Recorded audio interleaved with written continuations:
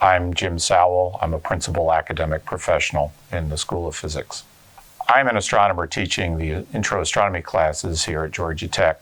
And about 20 years ago, an historian mentioned when he was giving a talk here at Tech that he was going to zip over to UGA to see a copy of Copernicus's De Revolutionibus book. He was an expert in the field. And that made me begin to think, well, maybe our library has some good books from 400 to 500 years ago.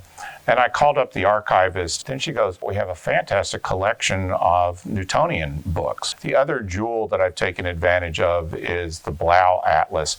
So I've gotten to the point, initially the archivist would bring these rare books to my astronomy class, but now we've flipped that so that I actually bring the class here to the archive. I remind the students that they're getting to see the treasures of their university, Georgia Tech. In this day and age, it's sometimes hard to tell what excites students or 20-year-olds. And so bringing them to the library to see books that are a few hundred years old is sometimes a risk, I thought. But it turns out the students are just fascinated by it. If I have 100 students, 90 of them will get up after the presentation and stand in line for the opportunity to look and to touch these books, to turn the pages, and to talk to the archivist. So the students have become very excited about this.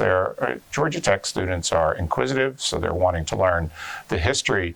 But because they have actually heard just prior to this, our visit, about some of these famous gentlemen, they're really wanting to delve into really seeing the original location of formulae and some of the pictures that are used in our presentations.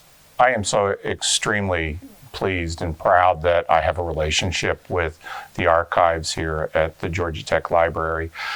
Partly I'm getting to that point in life when history becomes important, but it's just the communication and the cross-connectedness across the campus. It's just a joy to be associated with something that's completely different in some ways from my main profession.